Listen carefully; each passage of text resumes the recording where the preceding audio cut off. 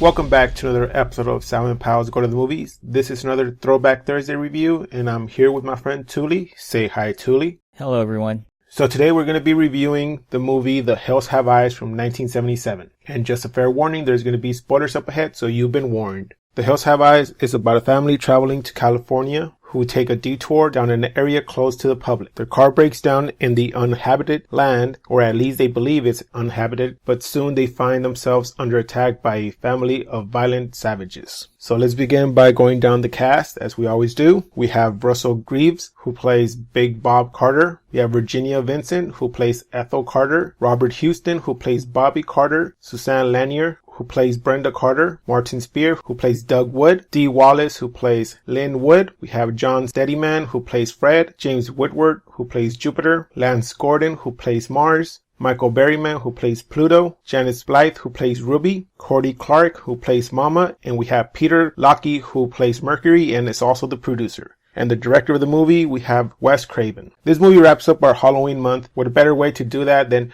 review a Wes Craven film. So let's begin with my pros. I have the length of the movie is a decent size, it's an hour and a half, and the pacing is pretty decent. At the same time, it doesn't have too much fluff or useless additions to it as other casts, other plot holes, or any deviations. The cast is good. They have some flaws, but overall it's a well-rounded cast. It's simple. They have a simple plot that follows a simple linear story. It's well executed and with minor plot holes. As for the cons, the acting is not excellent, and there is additional dubbing, which when I rewatched it, it kind of did make me cringe a bit. Same with some of the acting. There was too much screaming by some actresses, and I think they kind of chewed the scenery. On the other hand, there was lack of acting by some actors that did not seem believable. Also, some of the transitions or cuts were done kind of badly in my taste, but I guess this is back in the 70s, so this is how they would make movies, and there's some of the scenes that you do see that it's inverted and some inconsistencies here and there. With that, I'm going to actually pass it on to Touly and see how he saw the film. So as Sal mentioned, the movie was directed by Wes Craven, who I'm a fan of in terms of some of the movies I've seen in his repertoire,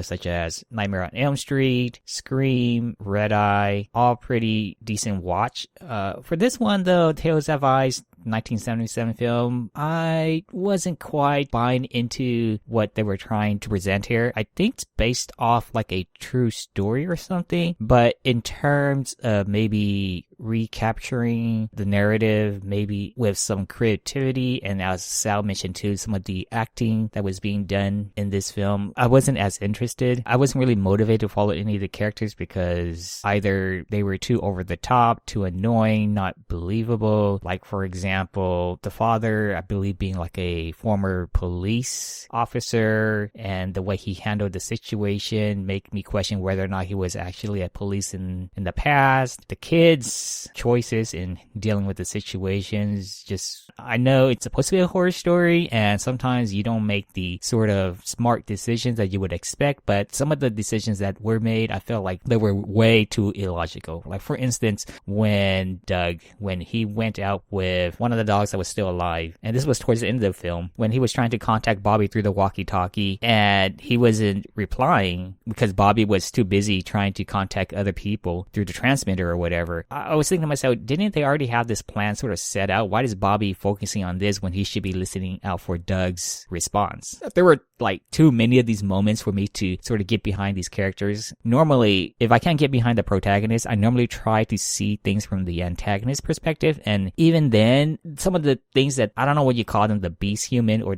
just the humans who were living out there in the desert, I would question some of their motives as well. It didn't quite make sense to me. Other than the daughter who wanted to escape the family and probably wanted to go out and live with society and be politically correct, I guess. Yeah, they were just wearing a lot of characters who I was behind. It was just too over the top for me. Yeah, the only things I could kind of gravitate towards in a positive was it was directed by Wes Craven, who has directed other films that I've enjoyed. And I think Sam mentioned to the length of the movie, about 90 minutes long, which is pretty decent, I would say, for like a horror film or any film that wants to tell a story without much fillers in it. I just felt like the acting was not to my taste. Some of the motivation wasn't quite fleshed out or didn't make sense with the characters. I'm not sure if it's because there were too many characters or them just trying to stay true to the true life story event that this movie is based off of, that just the number of characters in this film maybe brought the film kind of down because they couldn't focus as much on any individual character to sort of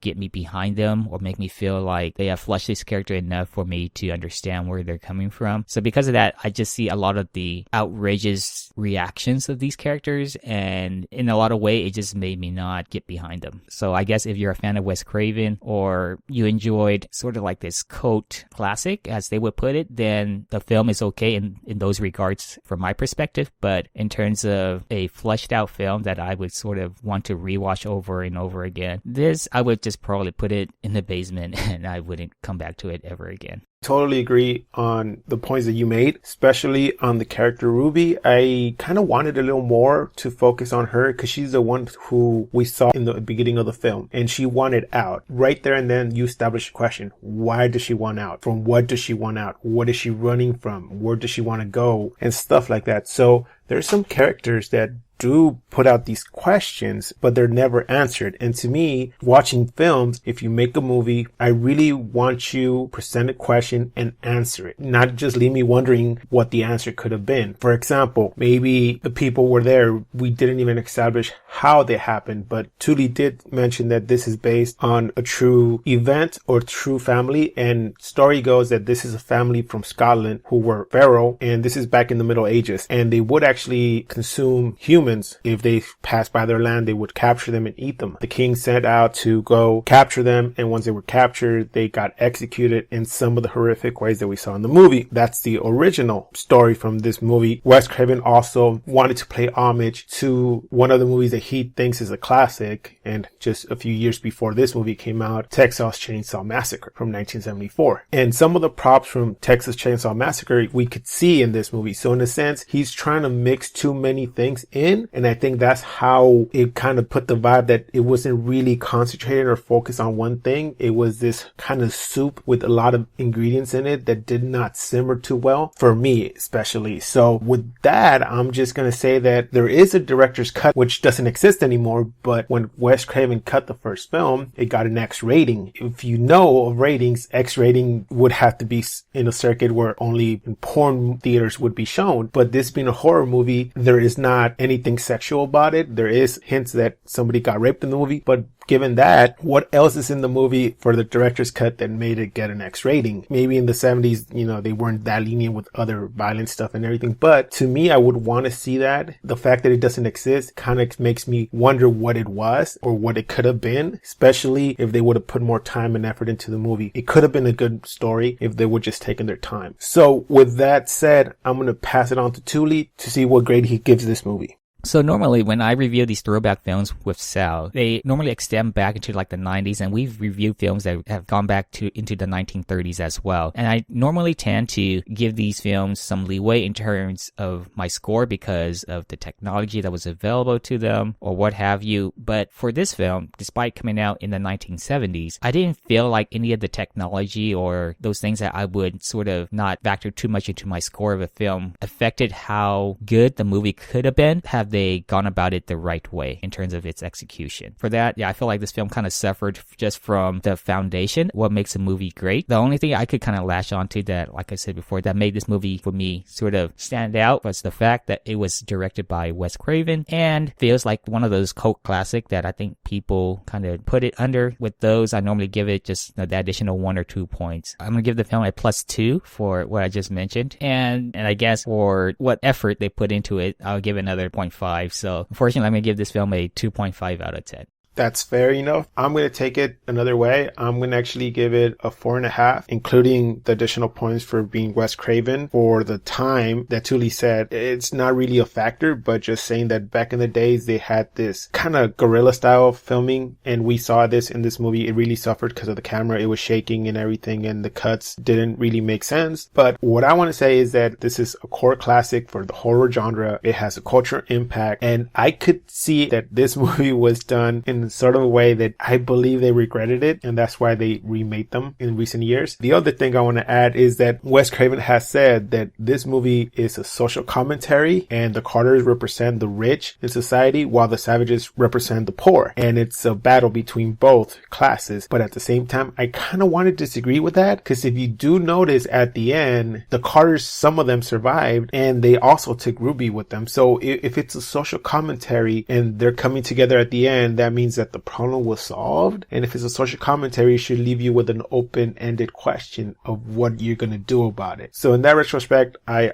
respect Wes Craven, but I don't believe this is a real social commentary film. But given that this movie has all his flaws and everything, it's a cult classic. If you're a fan of Wes Craven, you want to see his old films and see how he evolved. He did get better after this film, but this movie gets a 4.5 out of 10 for me. So that does it for this review of The Hills Have Eyes. Please join us next time where we're going to review The Deer Hunter. I do 3 bullets. 3. We do 3, huh? 1, 2, 3. 3. Please like, comment, and subscribe. And you can find our social media links below. And like always, keep watching movies.